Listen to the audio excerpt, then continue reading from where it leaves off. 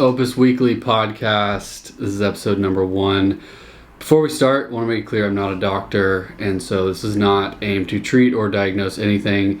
I just am really interested in health for myself, and I like to share what I'm learning, what I'm currently doing for my own health. So hopefully there's something you can find interesting or inspiring, but make sure to work with a doctor on anything specifically that you have going on. Today's episode is on testosterone. So something about testosterone that I've found increasingly more interesting to me is that we obviously talk about testosterone a lot in regards to men and its importance in regards to men, but I actually find it really interesting when it comes to women, that if you look at as women age, testosterone goes down. And menopause is not the key factor that causes testosterone to drop for women. And I find that super interesting because we're really focused on, postmenopausal health for women, being able to maintain youth. And a lot of times it's talked about as hormone replacement therapy, and obviously, work with a doctor if that's something that you're interested in doing. But I think there's a lot of potential to be able to raise testosterone levels naturally, and we'll go into that in this podcast episode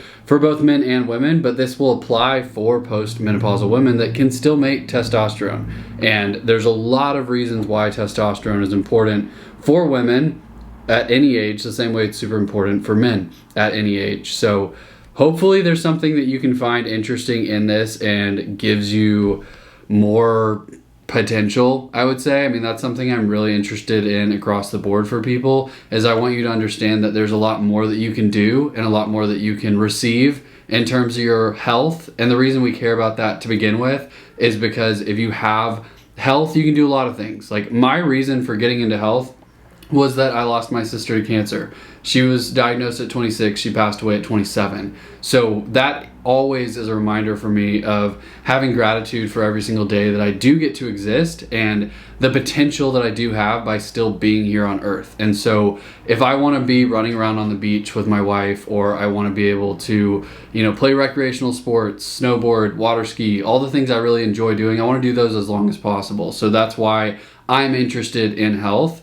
Why you're interested in it, I don't know, but you need it for everything. If you want to stay up all night and watch a documentary that just came out, or reality TV, or whatever it is, having better health is going to make that something that's easier to do as you age, So my goal isn't necessarily to live forever. It's not to be a robot, I'm having coffee right now, even though coffee is something that I objectively don't think is really good for us, but it doesn't mean I don't ever have it. So the goal here is never to shame anybody or make anybody feel ostracized, anything like that. And if you're new to the channel, this also is going to improve as I do these. This is my very first one. I'm here in, my small apartment, my small little office, making this video. The setup is not, crazy. We're stacked on a pile of books. I've got these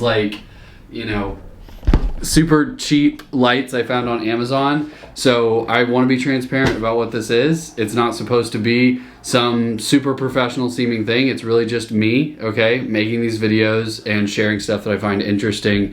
And I love to listen to people just talk about stuff that they're passionate about. Every time I go to the gym, I just listen to, that was kind of fun. I just listen to videos of people that I really like, that they're interested in something that I don't necessarily spend a lot of time in, and I see if I can learn something. So I hope that you can learn something from these videos. That's ultimately the goal. I've got, a thing in my computer I'm kind of working from, because if you want to see the actual breakdowns and the studies and all of that, that's what the OPUS community, I post these once a week within OPUS Weekly, and that's where you could see that in the written format. And also that's where the community forum is. That's where I, chart exactly what I do, what I eat, what supplements I'm interested in, what body practices I find interesting. So would love to have you in there, but that's also only for people that really are trying to actually start to make changes. So there's a commitment there. That's also why there's a paywall there. So if you're interested in that, you can get that at taylorloveshealth.org. It's also the link in my profile and everything. So yeah, but let's dive into testosterone, why I find it interesting, and why I think you can get more of it naturally than you might think. Also, an aside, Wimbledon is this week, and if you don't watch tennis, I highly encourage you to watch tennis.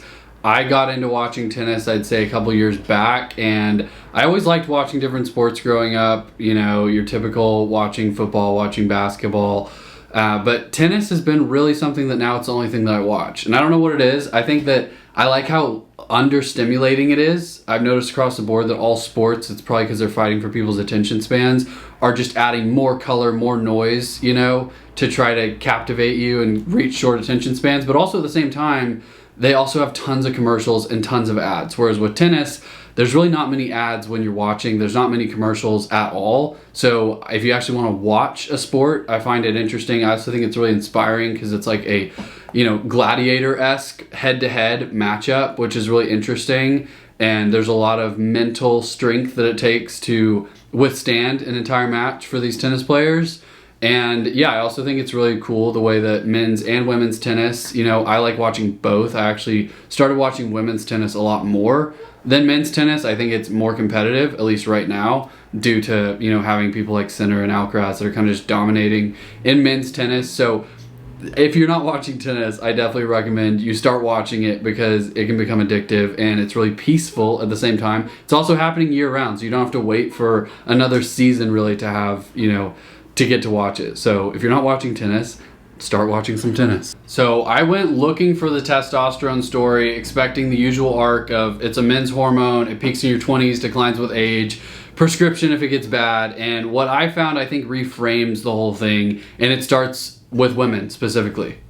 Women, testosterone gets treated as an afterthought, an estrogen story with a footnote, but when we look at how it actually gradually declines across a lifespan and the menopausal drop that's not there, I think that testosterone starts to become a lot more interesting and it maybe needs to be talked about a little bit more. Okay, because testosterone in women declines gradually from about age 20 and it doesn't take a step down at menopause the way that estrogen does. And long run data, it falls roughly 50% between ages 20 and 60, with the steepest drop in the early reproductive years, not at menopause.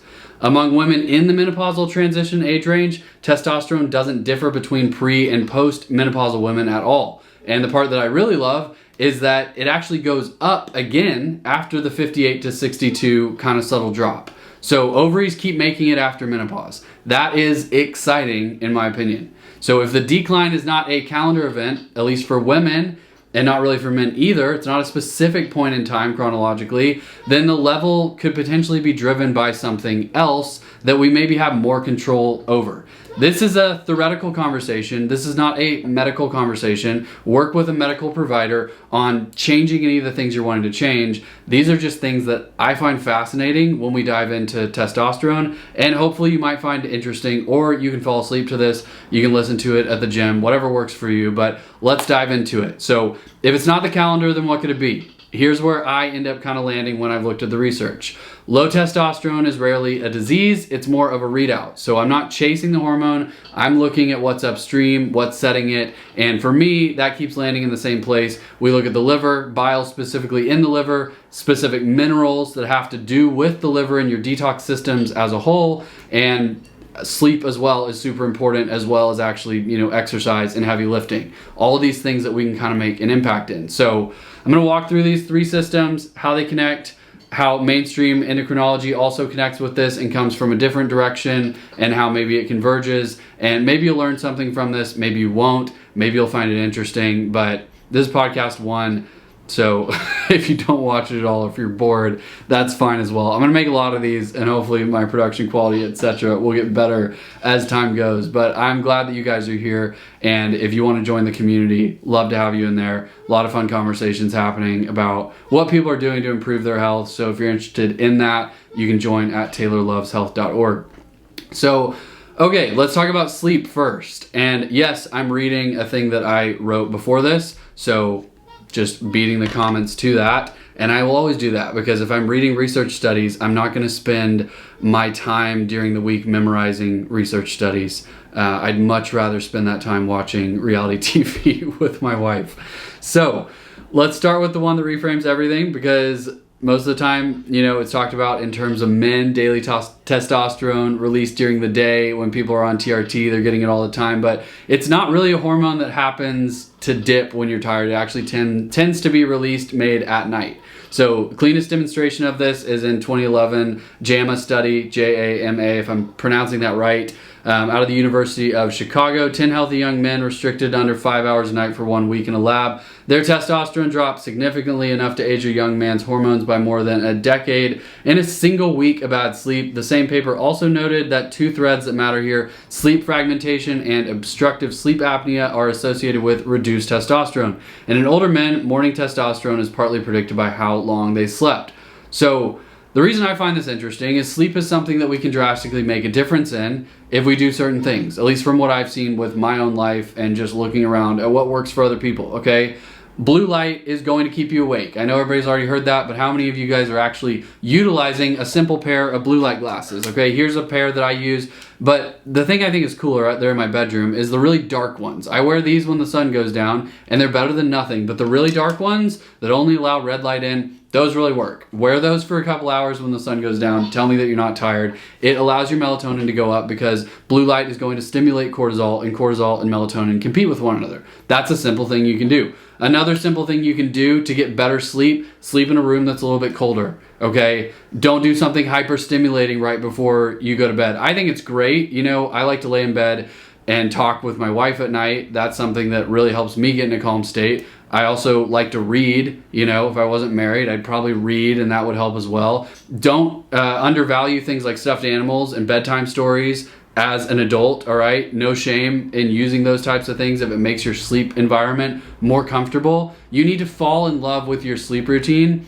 in order to end up getting better sleep. It's about what you're doing, in my opinion, you know, in the hour before sleep that predicts it. So if you're just like trying to be a robot, which some of you guys are probably better at that than me, then you might be able to be like, all right, time to go to bed. I go to bed, I get great sleep.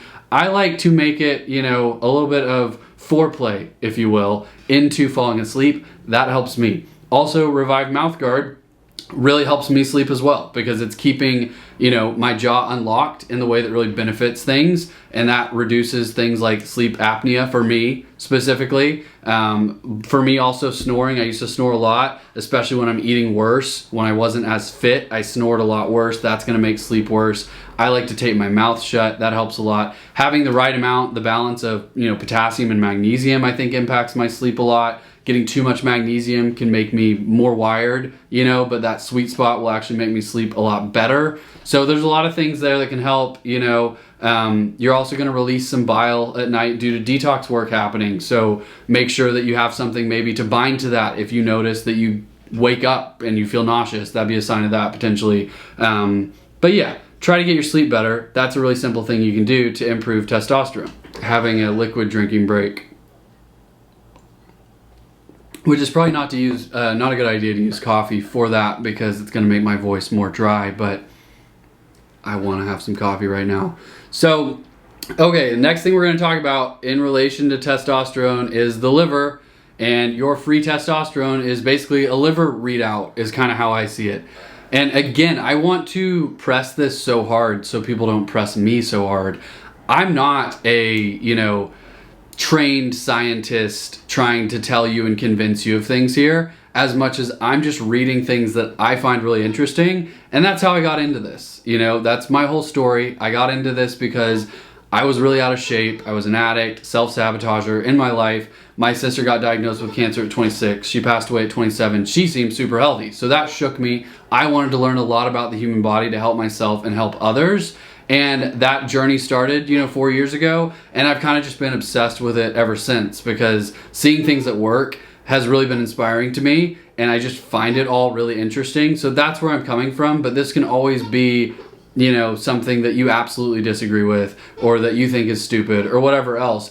I'm just talking about it because I find it interesting. So, you know, anybody that is a researcher that is like, oh my God, I can't believe you take this study and take it as that, that's fine. I appreciate, you know, the input, and that's okay. But I'm just telling you what I find interesting. So this connection I find pretty cool because it takes the thing that, you know, I think is most important in the body, which is the liver, and it validates it from a corner of mainstream endocrinology that has nothing to do with how I kind of got there. So most of your testosterone is actually not free at any moment. 98% is bound to proteins, mainly sex hormone binding globulin, and only the small unbound fraction actually reaches the tissues. So 2 men with identical total testosterone or 2 women with identical total testosterone can be worlds apart in terms of free testosterone, depending on their sex hormone binding globulin. And that's the hinge the whole system swings on. Also, if y'all are hearing this, maybe I should start a GoFundMe to get a new chair, because let me show you what we're working with here. Okay, this is a chair I don't even know if you can see that, but it's a squeaky factory. I got it at a thrift shop and I've been using it for like 7 months. I have gotten to the point where I guess I'd rather spend money on anything else other than getting a new chair. I don't know if you guys relate to that. It's like such an easy thing. I don't need to get an expensive chair. A better chair than this I would probably really appreciate, but I guess I'm embracing the suck, or I'm like a masochist in ways. But yeah, if you hear that squeaky noise, that's my chair.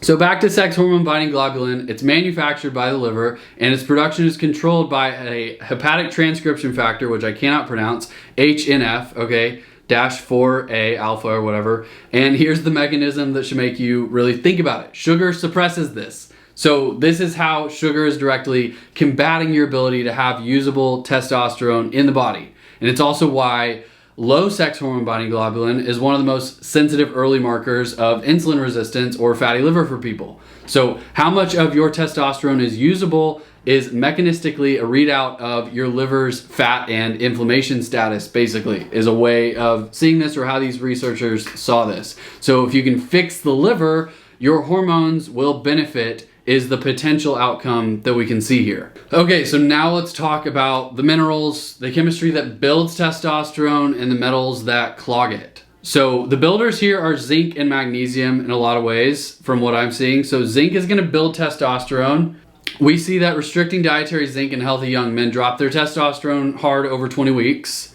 And supplementing marginally deficient older men roughly doubled it. So zinc is helpful for testosterone. It's a required cofactor in the testes for synthesis of it, and in animal models, zinc deficiency specifically distorts the 2 enzymes that decide testosterone's fate, being 5-alpha reductase, which makes the more potent DHT, and aromatase, which converts testosterone into estrogen. So another interesting part about zinc is that it sits on the transport protein as well.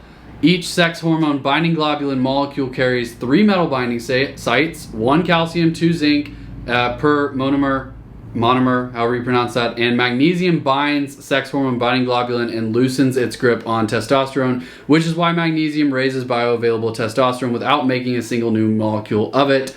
It frees up what you have, basically. So if we're talking about zinc, the biggest picture that I want to talk about in relation to zinc is copper and nickel, and how these are both really interesting when it comes to how much zinc you actually have in your system. And then they also connect in a different way. So copper can act like a metalloestrogen, all right, that rides in your own estrogen. So we can look at a really interesting paper in 2006.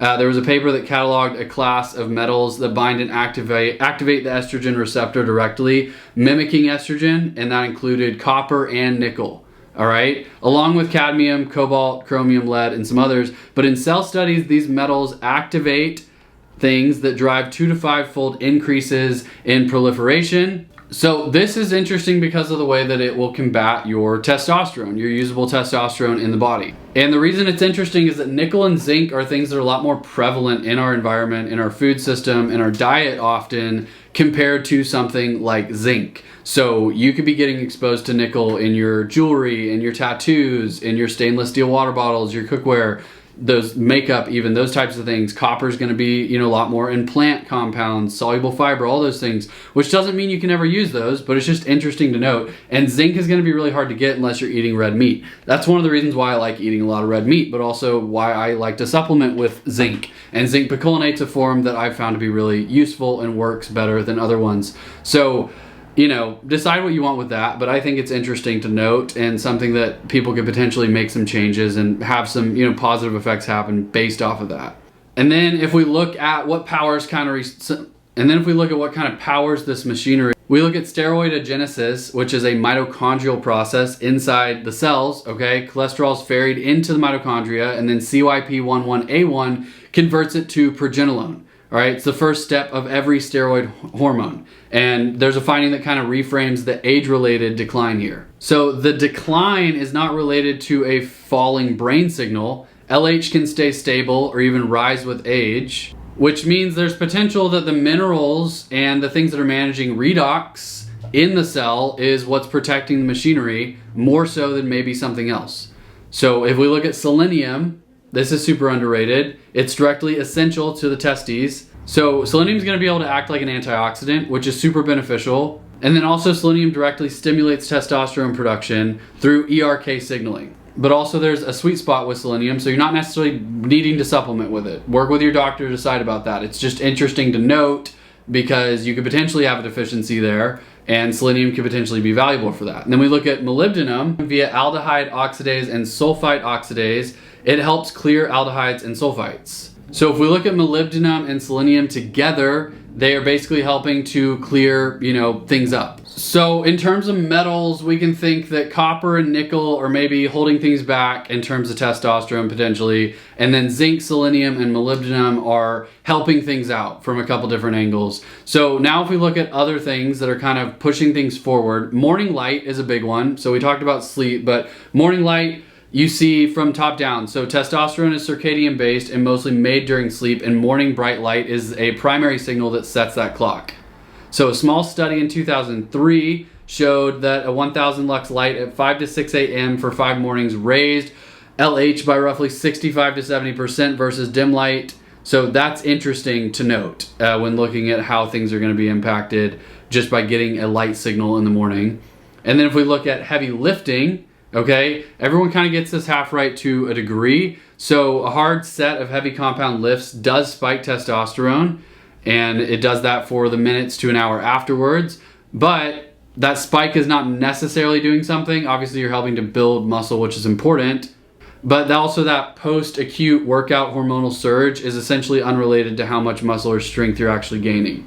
The reason it actually impacts things in terms of your total testosterone is the way that it's going to affect body composition and insulin sensitivity and sleep, because doing heavy lifting is going to positively impact all those things. So it's not necessarily the specific heavy lifting that's helping it from what I'm seeing, but it's the way that it's downstream connecting to things. Vitamin K2 is MK4, also has an interesting connection to testosterone. If we look at this study from 2011, which also all these studies are in my write-up within OPUS on everything I'm covering today. So if you want to dive into the specific studies yourself there, that's how you can check it out. Also, let me know if there's a better way that you want me to post those studies in the description below, that type of thing. I could also do that. Again, this is episode 1, so bear with me.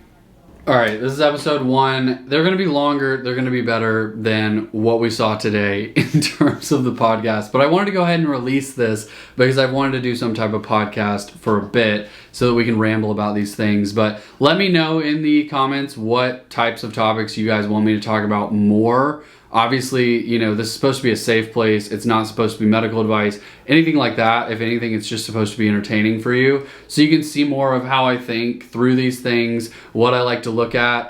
But it's also not meant to be, a time of like really rigorously looking at things, because it's supposed to be more fun. I want this to be fun, okay? So let's think about how we can make it better.